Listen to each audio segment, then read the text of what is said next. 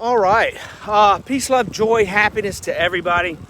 I may actually run for Congress. I'm very upset with my Senator Jack Johnson. Now, I have emailed him and texted him, as well as the House Committee on Health Care and whatnot, all during this supposed COVID-19 crisis, pandemic, whatever. Listen, folks, there's over 200 viruses that cause cold and flu. On any given day, any of us can have a cold, bad or terrible. As we get older, and if we're not healthy, these things can and will kill you. Sooner or later, the earth consumes you. The key is to stay healthy, to eat right, to exercise, get enough sleep, and do all these things. So I'm blown away at all of it. Of course, I've said from the get-go, turn the television off and the pandemic ends. And because it was driven by Big Pharma. I mean, the news media gets 70% of their ad. And this is my problem with Jack Johnson and my senator in Tennessee, is that he and a bunch of other Republicans signed on to, hey, go get this experimental, non-FDA approved gene therapy because he takes money from Pfizer. Or these guys took money from Pfizer. So greed in politics is nothing new, but I don't really want to be a politician, but the people need leadership. And our governor in Tennessee, he's an HVAC guy, built a big business. Okay, fine, great. And our last governor was in oil and gas and owned a lot of gas stations. But there's more to leadership than just making money. And Big Pharma, AMA, all these people, they run hand in hand. I work in it. I've been working in it for 22 years, and I'm going to tell you who comes to the hospital.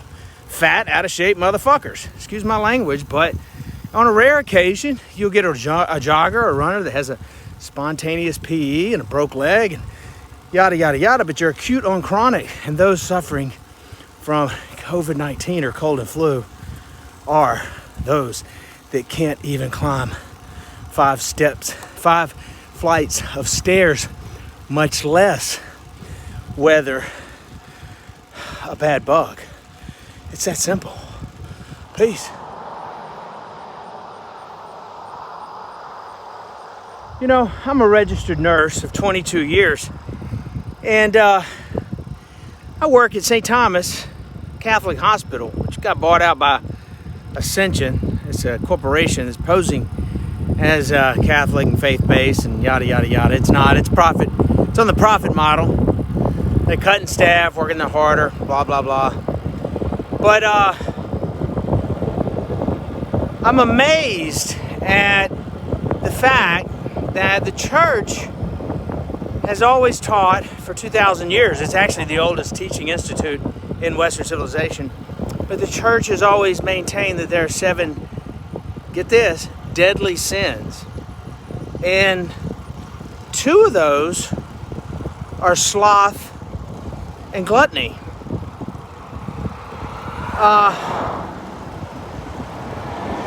And obesity and slothfulness is what's killing people of cold and flu, COVID-19, or any other bug that goes around. It's the comorbidity and the malnourishment. Just because somebody's young, and there are going to be some one-offs and two-offs or whatever, there are going to be some young people that die of anything. Car accident, gunshots, suicide, blah, blah, blah, or cold and flu. Cancer, yada, yada, yada.